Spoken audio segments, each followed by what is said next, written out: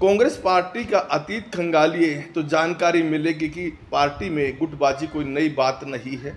कई दशकों से पार्टी के अंदर आपस में धड़ेबाजी है और इसका शायद कारण यह भी रहा है कि कांग्रेस पार्टी ने लंबे समय तक इस देश में राज किया है। अब भी हरियाणा की बात करें तो इस गुटबाजी के चलते 9.5 सालों से कांग्रेस पार्टी अपना संगठन नहीं बना पाई है। अब लोकसभा चुनाव है, इन लोकसभा चुनाव में टिकट वितरण करना है, मजबूरी है। और देखें तो हरियाणा के अंदर 9 संसदीय क्षेत्र कांग्रेस पार्टी के बांटे में है और 1 संसदीय क्षेत्र पर चुनाव आम आदमी पार्टी लड़ रही है। मैं हूं विनोद महला, आप देख रहे हैं दा मुद्दा। केंद्रीय चुनाव समिति की दूसरी बार आज बैठक हुई और हरियाणा को लेकर आज मंथन हुआ और इस मंथन में केवल 3 सीटों पर सहमति बनी है और 6 सीटों पर अभी पेंच फंसा हुआ है। आज केंद्रीय चुनाव समिति की बैठक में हरियाणा की तरफ से पार्टी के अध्यक्ष उदयबान, पूर्व मुख्यमंत्री भूपेंद्र सिंह हुड्डा, जो प्रदेश प्रभारी हैं दीपक बावरिया, कांग्रेस की राष्ट्रीय महासचिव कुमारी सैलजा और रणदीप सिंह सुरजेवाला ने शिरकत किया है। जहाँ तक की बात करें, जो 3 संसदीय क्षेत्र हैं जिन पर सहमति बनी है, वो पहला है रोहतक संसदीय क्षेत्र।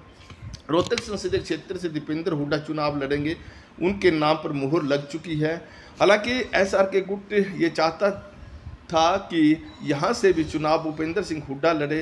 कारण यही है कि इस दरे का पक्ष यही रहा कि दीपेंद्र हुड्डा राज्यसभा के सदस्य हैं, वो सांसद बन जाएंगे तो उस स्थिति में उन्हें राज्यसभा की सीट से त्याग पत्र देना पड़ेगा और इससे पार्टी को नुकसान होगा। जहां तक की बात करें, पूर्व मुख्यमंत्री भूपेंद्र सिंह हुड्डा कतई चुनाव लड़ना नहीं चाहते, उनकी तो इच्छा बस मुख्यमंत्री बनने की है। ऐसे में तो उन्होंने पहले ही अपनी राय जाहिर कर दी थी। दूसरी संसदीय क्षेत्र सिरसा संसदीय क्षेत्र है, यहाँ पर जो सहमति बनी है वो कांग्रेस की राष्ट्रीय महासचिव कुमारी सैलजा के नाम पर बन गई है। हालांकि कुमारी सैलजा भी चुनाव लड़ना नहीं चाहती थी, उनकी नज़र भी मुख्यमंत्री पद पर है और उन्होंने अपनी इच्छा कई बार जाहिर की थी कि वो विधानसभा का चुनाव लड़ना चाहती हैं। लेकिन कहीं ना कहीं पूर्व मुख्यमंत्री भूपेंद्र सिंह हुड्डा चाहते थे कि कुमारी सैलजा लोकसभा का चुनाव लड़े। वो उनकी जो इच्छा यही रही थी कि अगर वो सांसद बन जाएगी तो जो मुख्यमंत्री की राह उनके लिए आसान हो जाएगी। कुमारी सैलजा 2 बार 2004 और 2009 में अम्बाला संसदीय क्षेत्र से सांसद रही है। हालांकि 2014 को उन्होंने चुनाव नहीं लड़ा था, 2019 में उन्होंने अम्बाला संसदीय क्षेत्र से चुनाव लड़ा था और वो हार गई थी। तो ऐसे में जो आपसी गुटबाजी इसी के चलते यहाँ इस दफ़ा जो आजमाइश देखी गई, तो तीसरी जो संसदीय क्षेत्र है वो अम्बाला है। अम्बाला पर वरुण मुलाना के नाम पर सहमति बन गई है। वरुण मुलाना विधानसभा से विधायक हैं। हालांकि एसआरके गुट ने रेणु बाला का नाम आगे किया था, वो भी सडोरा से विधायक है। लेकिन जो वरुण मुलाना है वो पूर्व मुख्यमंत्री भूपेंद्र सिंह हुड्डा खेमे से आते हैं और वरुण मुलाना के नाम पर वो सहमति बनाने में सफल रहे हैं। बाकी 6 संसदीय क्षेत्रों में अभी काफ़ी पेंच फंसे हुए हैं। बात हम करनाल संसदीय क्षेत्र की कर लें।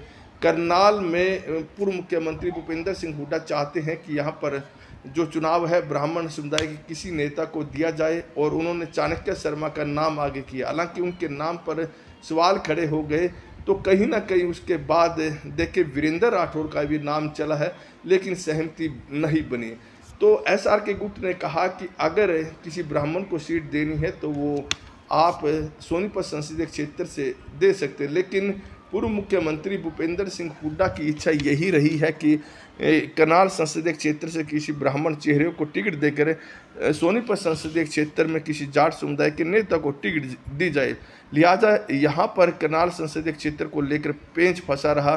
तो बात हिसार संसदीय क्षेत्र की करें, यहाँ पर ब्रजेंद्र सिंह का नाम आगे है। हालांकि जो पूर्व मुख्यमंत्री भूपेंद्र सिंह हुड्डा वो चाहते हैं कि यहाँ से जयप्रकाश यानी जेपी को टिकट दिया जाए। इस सीट पर भी काफ़ी पेंच फंसे हुए हैं। और जो एक महत्वपूर्ण सीट है वो है भिवानी महेंद्रगढ़। यहाँ पर पूर्व मुख्यमंत्री भूपेंद्र सिंह हुड्डा ने राव दान सिंह का नाम आगे कर दिया और कहा कि यादवों की अच्छी खासी वोट इस संसदीय क्षेत्र में पड़ती है। लेकिन यहाँ एसआरके गुट ने श्रुति चौधरी का नाम आगे किया। श्रुति चौधरी 2004 और 2009 में यहाँ से सांसद बनी। हालांकि 14 और 2019 में वो चुनाव हार गई, लेकिन वो चौधरी बंसीलाल की विरासत संभाल रही है और एसआर के गुट का यही कहना रहा है। लेकिन पूर्व मुख्यमंत्री भूपेंद्र सिंह हुड्डा उनके नाम पर सहमत नहीं बने, लिहाजा इस सीट पर पेंच फंसा रहा। बात हम हिसार संसदीय क्षेत्र की कर चुके हैं और अब बात करें सोनीपत सीट की। यहाँ पर भी पेंच फंसा हुआ और ये करनाल संसदीय क्षेत्र को लेकर अभी सोनीपत सीट को जोड़ा जा रहा है कि इन दोनों में से किसी न किसी एक सीट पर ब्राह्मण चेहरों को चुनाव मैदान में उतारा जाएगा। बात गुड़गांव संसदीय क्षेत्र की करें, यहाँ पर भी बहुत ज़्यादा पेंच फंसा हुआ है। क्या कैप्टन अजय यादव को यहाँ चुनाव मैदान में उतारा जाएगा? हालांकि राज बब्बर का नाम भी काफ़ी आगे बढ़ा हुआ है और कहीं ना कहीं यह बात भी सामने आई है कि वहाँ पर किसी सेलिब्रिटी को चुनाव मैदान में उतारा जाए जो भारतीय जनता पार्टी के प्रत्याशी राव इंद्रजीत को मुकाबला दे सके। पेंच पूरी तरह से फरीदाबाद संसदीय क्षेत्र को लेकर भी फंसा हुआ है और यहाँ पर कर्ण दलाल का नाम भी चला हुआ और महेंद्र प्रताप के बेटे का भी नाम है। तो अभी इन 6 संसदीय क्षेत्रों में खासा पेंच फंसा हुआ है।